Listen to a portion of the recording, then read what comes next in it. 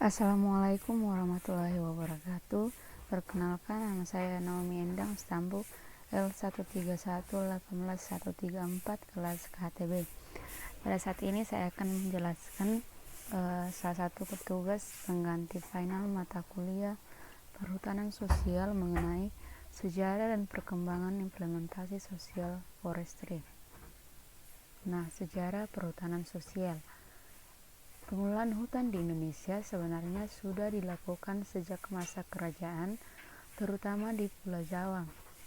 Pengelolaan yang dilakukan oleh kerajaan pada saat itu menunjukkan penguasaan hutan di Pulau Jawa dikuasai untuk kemewahan raja dan penghidupan masyarakat yang ada di dalamnya.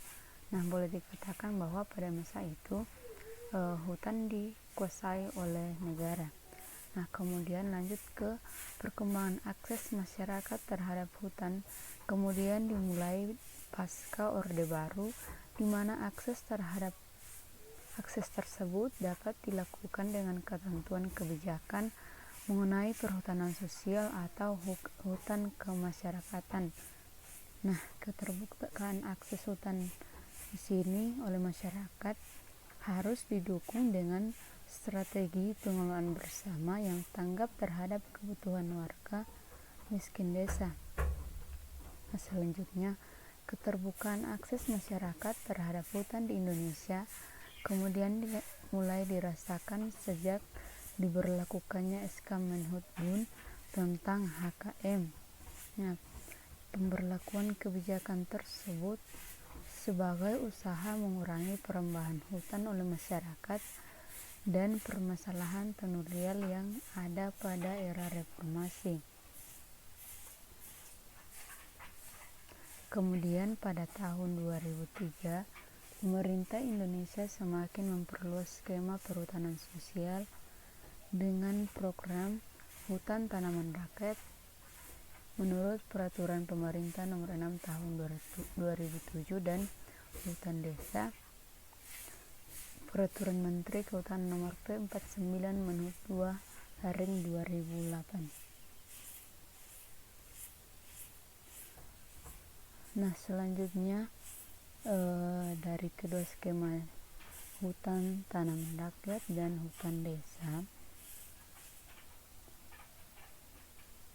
diatur secara bersama dengan HKM, hutan adat dan kemitraan dalam Kementerian LHK Nomor P83 Tahun 2016 tentang perhutanan sosial. Dengan adanya perkembangan dinamika kehidupan masyarakat di dalam dan di sekitar hutan menyebabkan adanya dasar kebijakan pengelolaan hutan berbasis masyarakat yang dapat memayungi dan mendukung penguatan kelembagaan pengelolaan hutan oleh masyarakat seperti hutan kemasyarakatan, hutan desa, hutan rakyat yang telah berkembang sangat luas di Pulau Jawa, bahkan telah menjadi salah satu alternatif sumber bahan baku industri perkayuan di Pulau Jawa dan luar Jawa.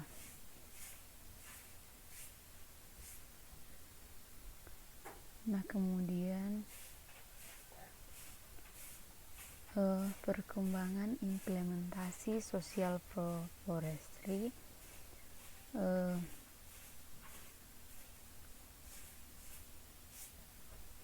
Yang pertama yaitu periode Orde Baru atau pendekatan top down pada tahun 1970-an sampai 1980-an, di mana keterlibatan masyarakat dalam pengelolaan hutan sangat terbatas.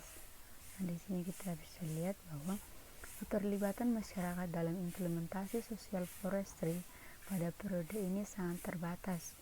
Masyarakat hanya dilibatkan dalam pembuatan atau pembangunan hutan tanaman di Jawa oleh perum perhutani dengan sistem tumpang sari yang bertujuan untuk meningkatkan produktivitas lahan hutan tanaman sehingga kualitas tanaman pokok, produksi tanaman tumpang sari dan kesuburan tanah meningkat. Kemudian yang kedua itu periode transisi pada tahun 1980-an sampai 1990-an, di mana keterlibatan masyarakat lebih besar. Jadi dari periode yang pertama, periode Orde Baru, periode transisi ini keterlibatan masyarakat mulai ada.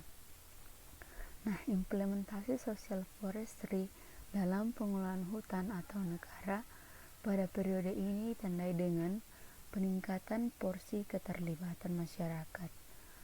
Nah, masyarakat diberi kesempatan untuk memanfaatkan lahan hutan lebih lama, yaitu selama atau sepanjang daur tanaman pokok atau hutan.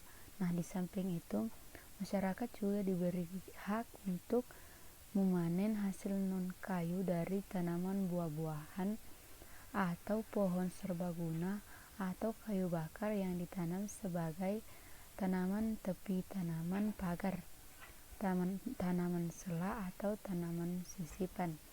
Nah, tujuan dari program perhutanan sosial adalah merehabilitasi lahan kritis, meningkatkan peran serta masyarakat secara aktif dalam pembangunan hutan, meningkatkan kesejahteraan masyarakat, dan memperbaiki kualitas lingkungan. Kemudian yang ketiga yaitu periode reformasi pada tahun 1990-an sampai 2000-an. Nah, di sini menuju masyarakat sebagai pengelola hutan. Jadi dari yang kedua tadi periode transisi, keterlibatan masyarakat masih sedikit. Nah, pada periode reformasi ini masyarakat ditunjuk sebagai pengelola hutan. Nah, pada periode ini masyarakat, terutama masyarakat di sekitar hutan, diberi kesempatan untuk mengelola hutan dalam bentuk kelompok atau koperasi. Nah, dalam penyelenggaraannya, pemerintah mengeluarkan dan mensosialisasikan peraturan, memfasilitasi pembinaan dan pemberdayaan masyarakat terutama dalam hal kelembagaan dan teknis pengelolaan hutan. Nah, implementasi konsep Community Based Forest Management atau CBFM dalam pengelolaan hutan pada periode ini sudah lebih nyata, di mana masyarakat dilibatkan mulai dari tahap perencanaan, pelaksanaan, dan evaluasi menggunakan prinsip kemitraan, berbagi, partisipatif, mempertimbangkan potensi sumber daya alam, kemampuan, kebutuhan, dan budaya masyarakat setempat atau bersifat lokal spesifik. Nah, di sini masyarakat mulai mendapat kepastian pemanfaatan hasil baik hasil kayu maupun non-kayu dengan disusunnya nota kesepakatan atau surat perjanjian kerjasama yang memuat proporsi bagi hasil antara pihak-pihak yang bermitra atau dengan diperolehnya izin pengelolaan hutan jangka panjang. Nah, program pengelolaan hutan bersama masyarakat atau PHBM merupakan kelanjutan atau penyempurnaan dari program perhutanan sosial yang mulai dilaksanakan pada tahun 2001 oleh Perum Perhutani dengan adanya keputusan direksi nomor 136 KPTS-DIR-2001 dan nomor 1 KPTS-DIR-2002.